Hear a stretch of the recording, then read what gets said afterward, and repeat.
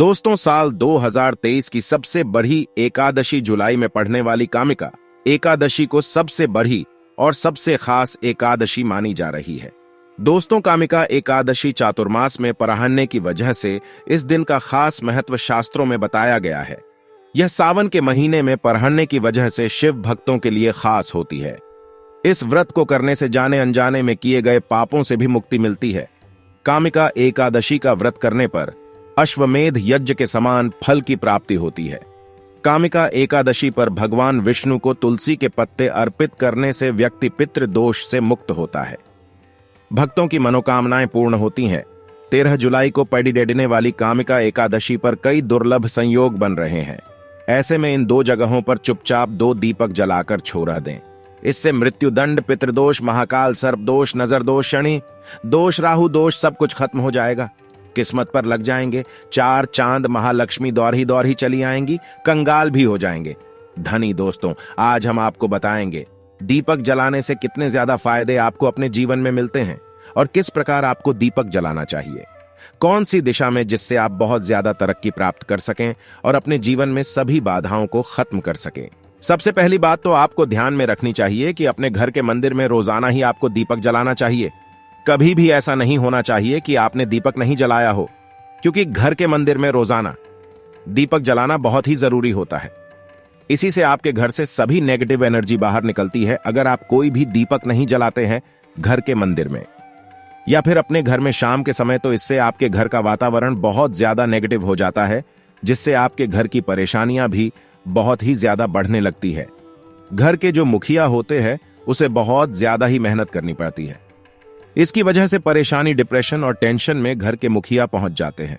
शाम का समय हिंदू धर्म में बहुत ही ज्यादा महत्वपूर्ण माना जाता है और जो लोग शाम के समय कभी भी घी का दीपक या फिर तेल का दीपक अपने घर में नहीं जलाते हैं, तो उनके घर में हमेशा ही मुसीबतें बनी रहती हैं। यानी कि एक मुसीबत से निकलते हैं तो दूसरी मुसीबत में उससे पहले ही फंस जाते हैं और हमेशा ही धन की समस्याएं, परेशानियां बढ़ती रहती हैं।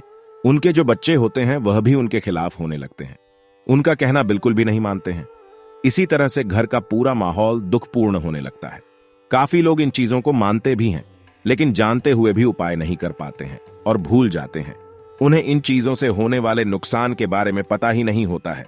इसीलिए रोजाना आपको एक घी का दीपक या फिर तेल का दीपक जलाना बहुत ही जरूरी होता है। अगर आप नहीं जला सकते हैं तो कोई और व्यक्ति भी आपके घर में दीपक जला सकता है, लेकिन रोजाना दीपक जलाना बहुत ही जरूरी होता है। इसी से घर की सभी नेगेटिव एनर्जी आपके घर से हमेशा बाहर रहती है। दोस्तों, शाम का समय ऐसा होता है जिस समय नकारात्मक ऊर्जाएं बहुत ही ज्यादा प्रबल होती है और आपके घर में प्रवेश कर जाती है।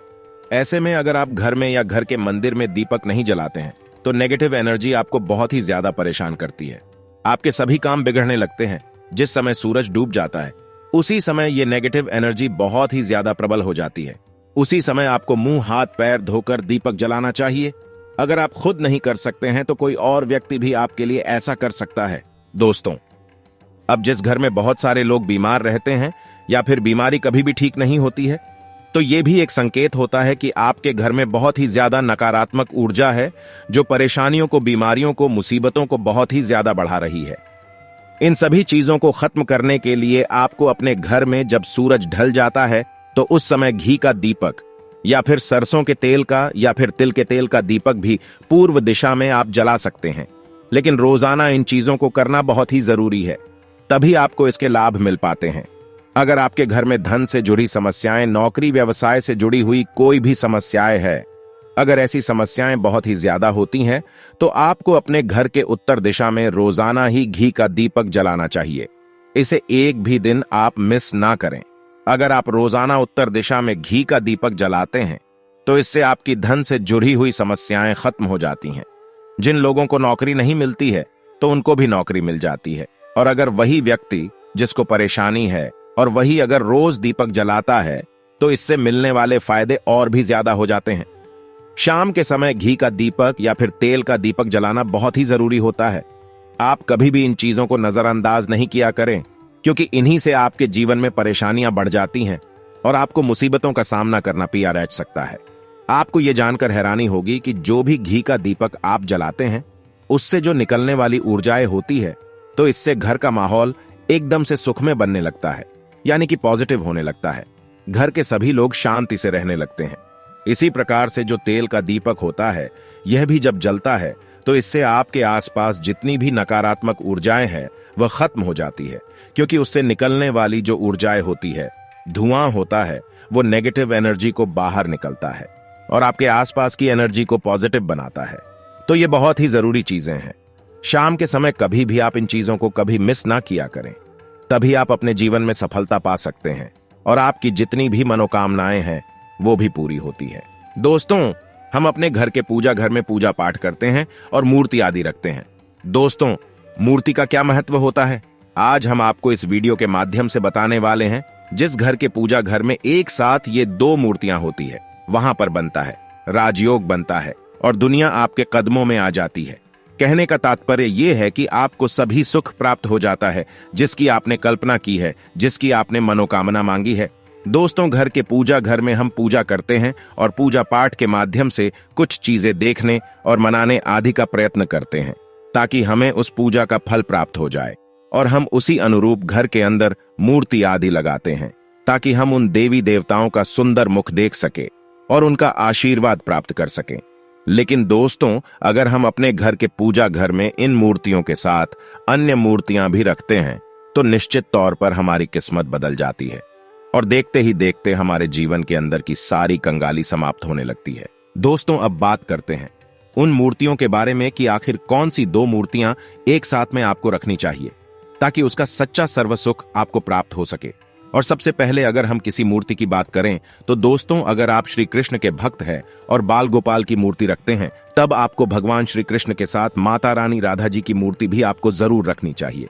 दोस्तों, या भगवान कृष्ण की अगर आपके घर में तस्वीर है तो उसके साथ राधा जी की भी तस्वीर संयुक्त जोड़े के रूप में आपको लेकर आनी चाहिए। दोस्तों, ये प्रेम और एकता की एक ऐसी अनोखी मिसाल है कि जिस घर में इन दोनों की तस्वीर होती है तो समझ लीजिए उस घर के अंदर किसी भी प्रकार का गृह कलेश नहीं होता है। दोस्तों, पति पत्नी और परिवारजनों के बीच परस्पर प्रेम रहता है और घर में धन धान्य में अपने आप ही वृद्धि होती है। इसीलिए यह जरूरी माना गया है। अगर आप भी इन मूर्तियों को रखते हैं तो निश्चित तौर पर आपके जीवन में अपने आप ही फायदा प्राप्त हो जाएगा। दोस्तों, कई लोग अपने घर में माता लक्ष्मी जी की पूजा करते हैं तो सोचते हैं कि भगवान विष्णु की पूजा करे या ना करे, या फिर उनकी मूर्ति साथ में रखे या ना रखे। दोस्तों, हमेशा भगवान श्री विष्णु की और माता लक्ष्मी की पूजा आपको एक साथ करनी चाहिए। दोस्तों, देवाधिदेव महादेव भगवान विष्णु और भगवान ब्रह्मा जी तीनों ही देवताओं को सर्वशक्तिमान देवता माना गया है और त्रिदेवों में भगवान विष्णु जी को पूजा जाता है। तो अगर आप अपने घर के पूजा घर में लक्ष्मी नारायण जी की संयुक्त रूप में पूजा करते हैं तो निश्चित तौर पर आपके घर में दिन दुगनी रात चौगनी वृद्धि देखने को मिलती है। दोस्तों, इसीलिए आप भगवान विष्णु जी के साथ माता लक्ष्मी जी की पूजा करें। अगर माता लक्ष्मी की अकेली तस्वीर है तो आपको उनके बाएं तरफ भगवान श्री गणेश और भगवान श्री कुबेर जी की मूर्ति अपने घर के मंदिर में जरूर लगानी चाहिए।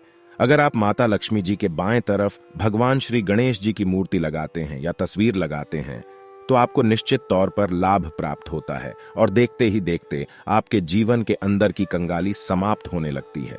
और धन प्राप्ति के लिए आपको लक्ष्मी गणेश जी की संयुक्त रूप से पूजा करनी चाहिए। माना जाता है माता लक्ष्मी धन देती है तो भगवान श्री गणेश रिद्धि सिद्धि का भंडार और वृद्धि का विकास करते हैं। इसी वजह से इनकी पूजा बहुत जरूरी मानी गई है। दोस्तों, कई लोग पूछते हैं कि अपने घर में हनुमान जी की तस्वीर या मूर्ति रखे या ना रखे, वह उनकी पूजा करे या ना करे।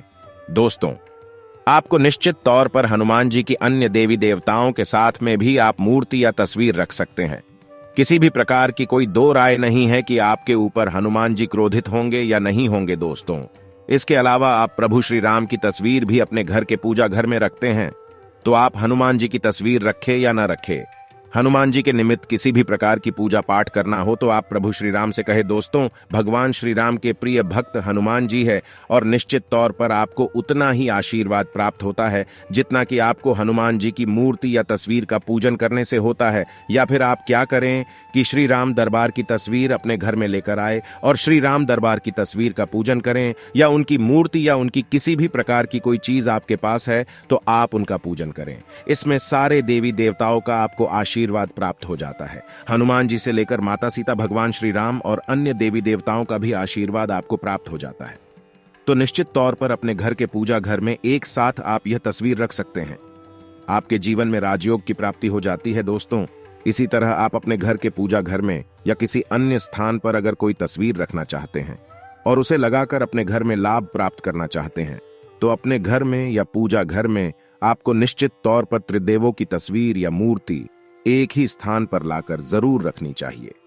ब्रह्मा, विष्णु और महेश, इन तीनों की संयुक्त रूप से इनकी एक साथ तस्वीर अपने घर के मंदिर में या अपने घर में कहीं भी लाकर रख देनी चाहिए। माना जाता है कि इन तीनों देवताओं के एक साथ दर्शन करने मात्र से हमारे बड़े से बड़े विघ्न और बड़े से बड़े कष्ट समाप्त हो जाते हैं। इसी वजह से इन तीनों की एक साथ में तस्वीर या मूर्ति लाकर आपको पूजा जरूर करनी चाहिए। दोस्तों, अब बात करते हैं कि कुछ ऐसी तस्वीरें होती हैं या ऐसी मूर्तियां होती हैं जिनको आपको अपने घर के पूजा घर में स्थान ही नहीं देना चाहिए। अगर आपने इन तस्वीर या मूर्ति को अपने घर के पूजा घर में स्थान दिया है तो समझ लीजिए कि आपको कंगाली का सामना करना पड़ेगा या फिर देवी देवताओं के क्रोध का सामना करना पड़ेगा। दोस्तों, और एक बात बता दें कि मंदिर में कभी भी विषम संख्या में गणेश जी की मूर्तियां ना रखें, जैसे कि 1, 3 या 5 ऐसे रखना अशुभ माना जाता है। 2 मूर्तियों को एक साथ रखना शुभ माना गया है। अगर आप सिर्फ गणेश जी की मूर्ति रखते हैं तो इसके अलावा किसी भी प्रकार की मूर्ति आपको नहीं रखनी चाहिए।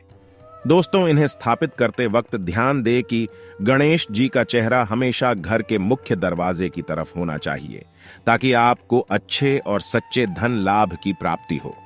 और इस बात का ध्यान रखें कि घर में अंगूठे से बड़े आकार का शिवलिंग आपको भूल कर भी नहीं रखना चाहिए।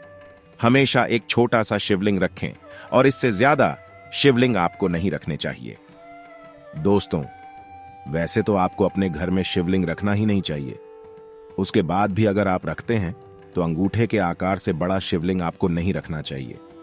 आप छोटे शिवलिंग रखें और ध्यान रखें कि एक से ज्यादा शिवलिंग आपको भूल कर भी नहीं रखने हैं। घर में अगर आप शिवलिंग रखते हैं तो शिवलिंग पर आपको तुलसी भूल कर भी अर्पित नहीं करना चाहिए। अगर आपने शिवलिंग रख लिया है और उस पर तुलसी अर्पण कर दी है तो देवी देवताओं के क्रोध का आपको सामना करना पड़ेगा। दोस्तों, मंदिर में हमेशा अगर आप हनुमान जी की तस्वीर रखना चाहते हैं, आप हनुमान जी के अनन्य भक्त हैं, तो बैठे हुए हनुमान जी की मूर्ति ही रखें। बजरंग बली रुद्र भगवान शिव के अवतार है, इसीलिए उनकी भी शिवलिंग की ही तरह मूर्ति रखें। साथ ही जो पति पत्नी होते हैं, वैवाहिक जीवन आपने नया ही स्टार्ट किया है, तो हनुमान जी की मूर्ति या तस्वीर अपने कमरे में या बेडरूम में आपको भूल कर भी नहीं रखनी चाहिए। अन्यथा आपको आपके जीवन में कई प्रकार के दोषों का सामना करना पड़ सकता है। दोस्तों, हनुमान जी ब्रह्मचारी है, तो इस बात का आपको ध्यान रखना चाहिए। दोस्तों, राधा कृष्ण की मूर्तियां अगर आप जैसे अपने शयन कक्ष में सोते हैं और वो आपके बेड के सामने की तरफ रखी है कि जैसे कि आप सुबह उठे और आपको उठते ही पहले उनके दर्शन हो जाए, तो समझ लीजिए कि आपका जीवन माला माल होने वाला है। किसी भी प्रकार का कोई दुख, धन की चिंता आपके जीवन में नहीं रहेगी। दोस्तों, इस तरह अगर माता दुर्गा की तस्वीर आप अपने घर में लेकर आना चाहते हैं और चाहते हैं कि माता दुर्गा की तस्वीर के माध्यम से आप अपने जीवन में समृद्धि देखें, तो दोस्तों भूलकर भी आपको माता दुर्गा की क्रोधित अवस्था की तस्वीर, जैसे कि महाकाली की तस्वीर या फिर महिषासुर का वध करते हुए या क्रोधित अवस्था में माता लक्ष्मी की माता दुर्गा की तस्वीर लाकर आपको उनकी पूजा नहीं करनी चाहिए। दोस्तों, हमेशा शांत और सुंदर मुख वाली तस्वीर अपने घर के अंदर लाकर पूजा करनी चाहिए। बहुत ही मंगलकारी माना जाता है। दोस्तों, इस बात का ध्यान रखें कि अगर आप अपने घर में मूर्तियां रखते हैं तो आपको इनको भूल कर भी टूटे हुए चावल नहीं चढ़ाना चाहिए। बेहतर होगा कि आप हल्दी में चावल को पीला करके ही वो चावल चढ़ाए, लेकिन टूटे हुए चावल आपको भूल कर भी माता लक्ष्मी को या अपने घर में देवी देवता को नहीं चढ़ाने चाहिए। दोस्तों, इसी तरह इस बात का भी ध्यान रखें कि अपने घर के मृतक परिजनों या पूर्वजों को मंदिर में स्थापित ना करें। ऐसा करना अशुभ माना गया है, और अगर आप ऐसा लगातार कर रहे हैं तो निश्चित तौर पर आपके परिवार के ऊपर दोष लग सकता है और पितरों का भी दोष लग सकता है। पितरों की पूजा एक अलग स्थान पर की जाती है, घर के मंदिर में उनको स्थापित नहीं किया जाता है। दोस्तों, इसी तरह भगवान भैरव की तस्वीर या भगवान शनिदेव की, राहु केतु की, इस प्रकार की तस्वीरें अपने घर में नहीं रखनी चाहिए। प्रतीकात्मक रूप से आप घर के पानी रखने के स्थान पर उनकी पूजा कर सकते हैं, क्योंकि इनकी साधना तंत्र मंत्र और विशेष महत्व द्वारा की जाती है। घर के अंदर आप ऐसे ही इनकी पूजा पाठ आप नहीं कर सकते हैं। इनकी पूजा पाठ में अगर किसी प्रकार की कमी रह जाती है तो उनको बहुत ज्यादा क्रोध आ जाता है। इनके क्रोध का आपको सामना करना पड़ता है। इसी वजह से आपको इस प्रकार की तस्वीरें या मूर्तियां अपने घर के अंदर नहीं रखना चाहिए। और जो पहले हमने आपको बताया उस प्रकार की तस्वीरें तो निश्चित तौर पर आप रखकर अपने जीवन में फायदा प्राप्त कर सकते हैं। दोस्तों, अगर आप भगवान शिव से प्यार करते हैं तो कमेंट बॉक्स में लिखें हर हर महादेव, ओम नमः शिवाय, जय शिव शंकर। दोस्तों, एक लाइक तो बनता है।